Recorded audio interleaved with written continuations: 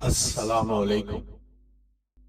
امیر المومنین حضرت عمر فاروق رضی اللہ تعالیٰ عنہ کی عدالت عالیہ میں ایک مقدمہ پیش ہوا۔ دو خوبصورت نوجوان ایک نوجوان کو پکڑ کر حاضر ہوئے اور فریاد کی کہ اے امیر المومنین، اس نوجوان نے ہمارے بوڑھے باپ کو قتل کر دیا ہے، اس ظالم قاتل سے ہمارا حق دلوائیے۔ آپ رضی اللہ عنہ نے دعوت سننے کے بعد ملزم کی طرف دیکھا اور دریافت فرمایا کہ تو اپنی صفائی میں کیا کہتا ہے؟ ملزم نے عرض کی، ہاں امیر المومنین، یہ جرم واقعی مجھ سے سرزد ہوا ہے۔ میں نے زور سے ایک پتھر اسے مارا تھا جس سے وہ ہلاک ہو گیا تھا۔ فاروق اعظم رضی اللہ عنہ نے فرمایا، گویا تو اپنے جرم کا اقرار کرتا ہے۔ ملزم، ہاں امیر المومنین، یہ جرم واقعی مجھ سے صادر ہوا ہے۔ آپ رضی اللہ تعالیٰ عنہ نے فرمایا، پھر تم پر قصاص لازم ہو گیا اور اس کے عوض تمہیں قتل کیا جائے گا۔ ملزم نے جواب دیا، آقا، مجھے آپ رضی اللہ عنہ کے حکم اور شریعت مطہرہ کے فتوے سے انکار نہیں، البتہ میں ایک گزارش کرنا چاہتا ہوں۔ ارشاد ہوا، بیان کرو۔ عرض کی، 3 دن کی مہلت چاہتا ہوں، 3 دن بعد حاضر خدمت ہو جاؤں گا۔ عظیم قائد نے کچھ دیر سر جھکا کر سوچا، غور کے بعد سر اوپر اٹھایا اور فرمایا، اچھا، کون ضامن ہوگا تمہارا کہ تم واقعی وعدے کو ایفا کرنے کے لیے تیسرے دن عدالت عالیہ میں حاضر ہو کر خون کا بدلہ خون سے دو گے؟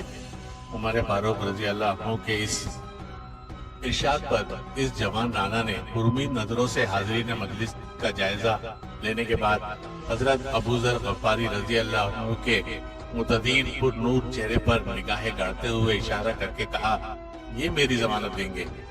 خلیفۃ الرسول نے اسے دریافت فرمایا تو انہوں نے کہا، بے شک میں ضمانت دیتا ہوں کہ نوجوان 3 دن بعد تکمیل قصاص کے لیے عدالت میں حاضر ہو جائے گا۔ اس ضمانت کے بعد ملزم کو چھوڑ دیا گیا۔ 2 دن گزر گئے اور تیسرا دن آ گیا۔ جلیل القدر صحابہ اور مشیران خلافت دربار میں جمع ہوئے۔ دونوں مدعی بھی آ گئے، حضرت ابو ذر غفاری رضی اللہ عنہ بھی آ گئے اور ملزم کا بے قراری سے انتظار ہونے لگا۔ جو وقت گزرتا جا رہا تھا، صحابہ کرام رضی اللہ عنہ کا اضطراب بڑھتا جا رہا تھا، کیونکہ ملزم ابھی تک نہیں پہنچا تھا اور وقت قریب آ رہا تھا، اور صحابوں کو ابو ذر رضی اللہ عنہ کی نسبت پریشانی ہونے لگی۔ 1-2 مرتبہ مدعیوں میں بھی دریافت کیا، مگر انہوں نے ہر مرتبہ یہی جواب دیا کہ اگر 3 یوم گزر گئے اور ملزم نہ آیا تو میں اپنی ضمانت پوری کروں گا۔ پریشانی کی کوئی بات نہیں۔ جب حاضرین پریشانی کی انتہا پر پہنچ گئے اور دہلا دینے والے انجام کے تصور سے سہم گئے کہ اچانک ایک طرف سے ملزم دربار میں حاضر ہوا۔ اس کا جسم پسینے سے شرابور تھا، چہرے پر گرد جم چکی تھی، مسلسل بھاگنے سے اس کی سانس پھول گئی تھی۔ اس نے آتے ہی سلام کیا اور عرض کی کہ اللہ تعالیٰ کا جو حکم ہے بجا لایا جائے، امانت کی سپردگی۔ آپ رضی اللہ عنہ کی دریافت کرنے پر ملزم نے بتایا کہ میں ایک امانت والے کے سپرد کرنے گیا تھا۔